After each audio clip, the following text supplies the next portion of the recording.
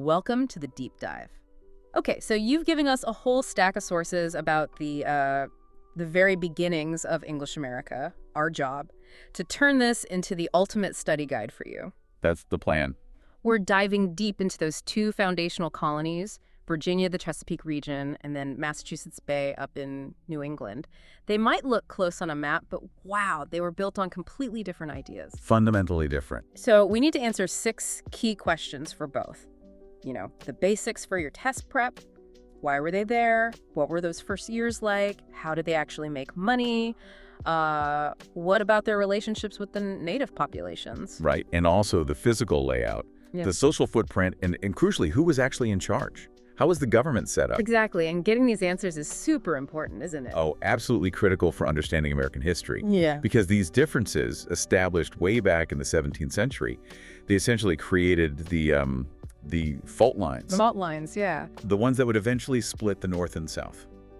It wasn't just about economics. It was, well, fundamentally different ways of seeing the world, society, even human nature itself. Okay, got it. So let's unpack this. Let's start down south. Virginia, Jamestown, 1607. First question, why were they there? What was the motive? For Virginia, it was pure, unadulterated commerce. Simple as that. The Virginia Company, which founded Jamestown, was a joint stock company. Like a modern corporation, basically? Pretty much. Their goal wasn't theology. It wasn't really about building a new society. It was profit. They were hunting for quick riches, gold, silver, that sort of thing. And that hunt for profit really shaped who went, didn't it? The sources say many early settlers were, quote, desperate men. Exactly. Often younger sons from well-off English families, guys with no inheritance prospects back home, no real way to own land. So they thought they'd just pop over to America and find gold lying around. That seems to have been the expectation for many, yeah. Yeah. Instant wealth, not, grueling farm work or building a settlement from scratch. They were looking for a quick fix. Yeah. Which, sounds like a recipe for disaster when reality hit. And it absolutely was. That leads right into those catastrophic early days. Okay, this is where the story gets really intense. That expectation of easy wealth just slams into this brutal reality. We've got George Percy's account, horrifying stuff about the starving time. That was 1609 to 1610. That's right. Percy wrote about settlers being destroyed with cruel diseases, people dying of near famine. He even described bodies being trailed out of their cabins like dogs to be buried. Just grim. Unbelievable. And it wasn't just bad luck or poor planning, was it? Well, it was bad planning, but the sources also show their timing was terrible. They landed right in the middle of the worst drought the area had seen in something like 500 years. Wow, 500 years. That just made everything worse. Compounded the misery, absolutely. And the death toll. It's staggering. Yeah, the stats are shocking. Out of, 7,500 people who came to Virginia between 1607 and 1624? Only about 1,200 survived. 1,200, that's almost total failure. How did they even pull back from the brink? One man, really, and one plant. John Rolfe. He figured out how to cultivate tobacco. Ah, tobacco. The game changer. Absolutely. This incredibly addictive cash crop became Virginia's, its golden ticket. It was hugely profitable. And for a while, the English were pretty much the only ones growing this particular strain in the Atlantic world. So instant profit stream. Huge profit stream. It saved the colony, economically speaking. Okay, so tobacco saves them. But that creates a whole new set of problems, doesn't it? You need tons of land for tobacco, and you need people to work that land.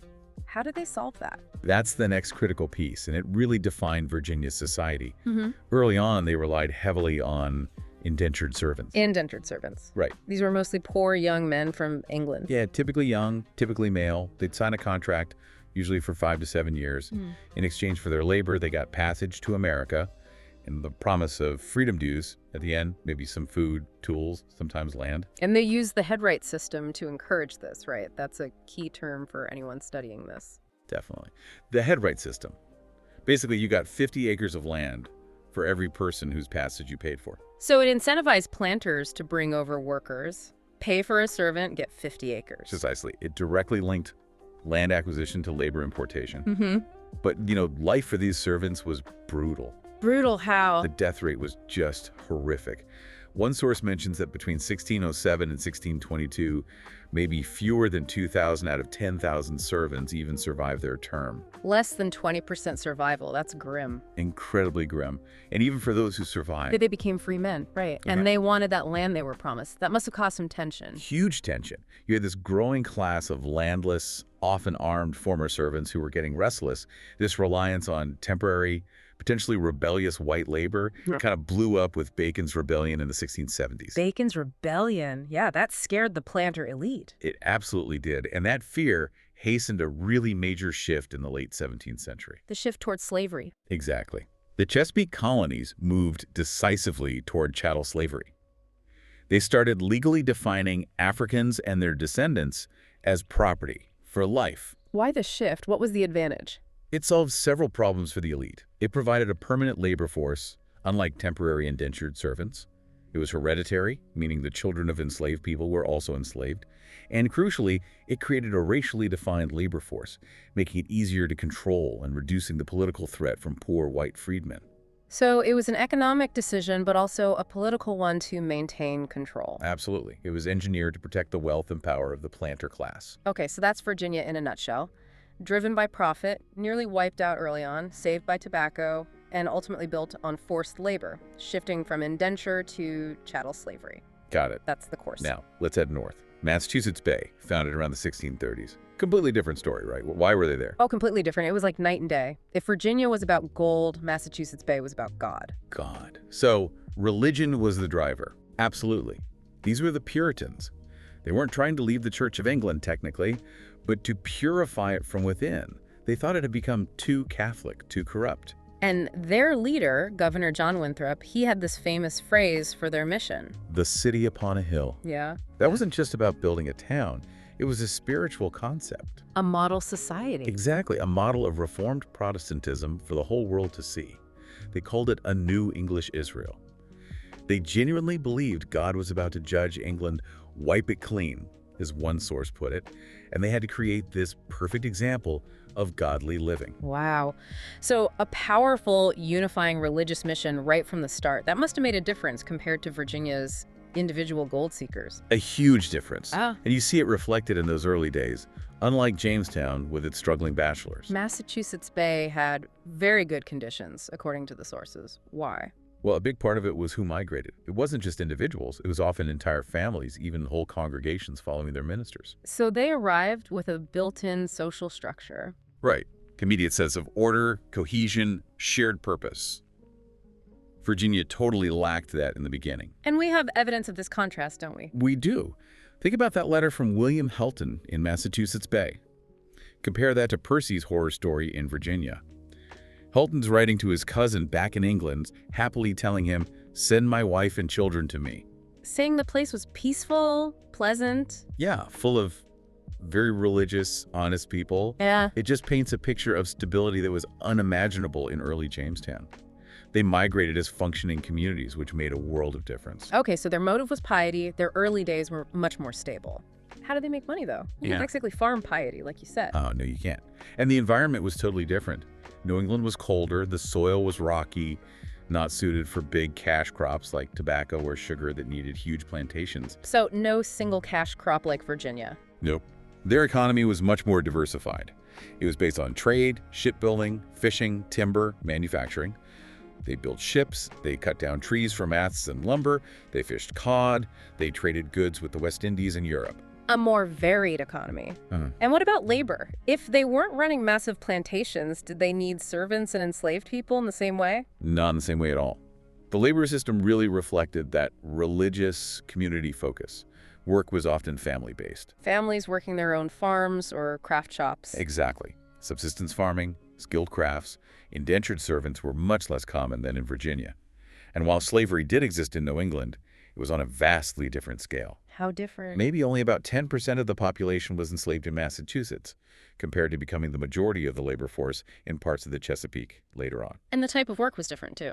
Yeah, often more urban or domestic roles, port workers, cooks, maids, artisans' assistants rather than large agricultural gangs. The society just wasn't built around that kind of mass-forced agricultural labor. It was built around skilled family and community labor. Okay, so we see these deep differences in purpose, early experiences, economy, labor. Now let's connect those dots. How did these contrasting foundations affect things like, say, relations with Native Americans? Big differences there too, often driven by that land issue. In Virginia, the constant hunger for more land for tobacco meant inevitable conflict with the indigenous peoples, particularly the powerful Powhatan Confederacy. Right, you can't grow tobacco without clearing huge amounts of land. Exactly, which meant pushing into native territory. We have that poignant quote from Powhatan warning John Smith, "Why should you destroy us who have provided you with food?" But the expansion continued anyway. It did. Despite some early attempts at trade and coexistence, the sheer demand for land led to repeated conflicts, like the Anglo-Powhatan Wars. The economic engine of tobacco basically guaranteed conflict over land. What about New England? Did the Puritans need land in the same way? Not for massive plantations, no. Their initial approach was often more about separation. They saw the native population less as a potential labor source and more as, well, outsiders living in the wilderness that they wanted to keep separate from their godly communities. Separation, but not necessarily peace. Definitely not always peace. As the English population grew, tensions over land and resources inevitably increased there too. Conflicts like the Pequot War and especially King Philip's War or Metacom's War were incredibly brutal and devastating for both sides. King Philip's War was particularly bloody, wasn't it? Horrifically so, on a per capita basis, one of the deadliest wars in American history. And importantly, after that war, you see Puritan writers really working hard to, quote, vilify the native people as bloodthirsty savages. Why was that significant? It helped justify the violence and further land taking. It cemented this kind of racialized antagonism, this deep-seated ethnic hatred that became a defining feature of the region's culture for a long time. Okay, so different starting points, but conflict arose in both places, though perhaps for slightly different initial reasons. Let's shift to the social footprint. How did the colonies physically look and feel different? This is where you really see the impact of tobacco versus theology on the ground. Virginia, because of tobacco, was inherently spread out, isolated. Big plantations needing lots of land. Huge parcels of land. Yeah. Neighbors could be miles apart. This lack of central towns or villages had consequences. Lower literacy rates, for example, because education often had to be private, if it happened at all. Very decentralized. And Massachusetts Bay. The complete opposite. Yeah. Highly town-oriented, tight-knit communities. People lived close together, usually clustered around the church and a town common. Was that just practical, or was there a reason for living so close? Oh, it was very deliberate. The sources tell us the Puritans believed they needed to live close to literally keep an eye on each other. Keep an eye out for what? For sin, for laziness, the influence of Satan. It was about enforcing conformity and maintaining that shared religious mission. Everyone watching everyone else. Intense, but that focus on community and religion also led to other things, right? Like education. Absolutely. Because they needed everyone to be able to read the Bible and participate in town meetings and church life, they established public schools very early on. Society was just much more literate and communally focused around the church and the town. Fascinating contrast. Isolated plantations versus tight-knit towns. Okay, final comparison point. Local government. Who held the power? Let's start with Virginia. Virginia, being that commercial venture initially, established the House of Burgesses. This was an elected assembly, an early form of representative self-government. But who got to vote? Landowners, primarily the wealthier planters, so representation for the elite. And was it fully independent? No, that's key. The House of Burgesses could pass laws, but the governor, who was appointed by the crown or the company, had veto power. Ultimate authority still rested outside the colony, with the king's representative. Okay, so early self-government, but limited and favoring the landowners. How did New England handle government? In Massachusetts Bay, they practiced a form of theocracy. That's a really critical distinction for listeners to grasp. Theocracy meaning church and state were mixed? Essentially, yes. They blended religion and government. Local governing happened through town hall meetings where male landowners could speak. But, and this is crucial, only verified church members in good standing could vote or hold political office. Wow. So your religious status determined your political rights? Directly. Laws weren't just about civil order. They were made with God's guidance and aimed to enforce religious orthodoxy. They punished sin, just like they punished crime. Blasphemy or skipping church could get you in trouble with the government. And this led to intolerance for dissent, didn't it? People getting kicked out. Absolutely. If you didn't conform to the specific Puritan way, you were often banished. Think of Roger Williams, who argued for separating church and state. He got kicked out and founded Rhode Island. Or Anne Hutchinson, who challenged the minister's authority. She was banished too. So the government's main job was protecting religious purity, not necessarily political freedom or diversity. Precisely. Protecting theological purity was paramount. In Virginia, the government protected the economic interests of the planter elite. In Massachusetts Bay, it protected the religious purity of the community. Two very different priorities. Okay, let's try to pull this all together. If we summarize the core difference, Virginia starts with this commercial hunger focused on land, profit, leading to isolation, a harsh labor system. Right, driven by economics. While Massachusetts Bay starts with this intense theological mission, leading to tight, conformist communities focused on religious purity. Driven by ideology, by religion, but, and this is important, despite all these profound differences. They were both still English colonies. Exactly. Both ultimately subject to the English crown and both operating within the economic theory of mercantilism. Mercantilism. Right, let's define that quickly for our listeners. That's the idea that colonies exist mainly to benefit the mother country. Pretty much. Colonies supply raw materials, buy manufactured goods, basically enrich the empire. England passed laws like the Navigation Acts to try and enforce this system. The Navigation Acts tried to control colonial trade, make sure it flowed through England. They did. But here's the twist, and a key point for analysis. For a long time, Britain practiced what's called salutary neglect. Salutary neglect, meaning healthy neglect. Kind of, yeah. They were pretty lax about enforcing those trade laws. Busy with wars in Europe, political turmoil at home, they mostly left the colonies alone to manage their own internal affairs. And what was the effect of that neglect? Crucially, the elected assemblies in both Virginia and Massachusetts Bay got used to running things themselves. They got accustomed to a significant degree of self-government. Even though their governments were set up so differently. Right, Virginia's House of Burgesses, Massachusetts town meetings, and general court. They both developed traditions of local control, making their own laws, levying their own taxes. They started to believe this autonomy, this freedom will last, as one source put it. And that shared experience of self-governance, despite their deep social and economic differences, would eventually become really important, wouldn't it? Hugely important. It laid the groundwork for them eventually uniting against British attempts to tighten control later on. But what's also fascinating is how their deepest anxieties reflected their origins. Ah, that's a great point. How so? Well, think about what each society feared most. Virginia, built on tobacco, and the forced labor of indentured servants and enslaved Africans. They were terrified of uprisings, of servant rebellions like Bacon's or slave revolts. Exactly. Their wealth depended on controlling this large, potentially volatile labor force. So their laws, their social controls, were intensely focused on preventing internal revolt, particularly from the enslaved population. Whereas New England, Their big fear wasn't necessarily labor revolt. It was internal spiritual corruption. It was moral slippage, the devil creeping into their city upon a hill and undermining their holy mission. which leads us to witches. Right. The Salem witch trials in 1692 are the most extreme example. They weren't primarily worried about servants rising up. They were terrified of neighbors being in league with Satan, a spiritual decay from within. So a final thought for you listening.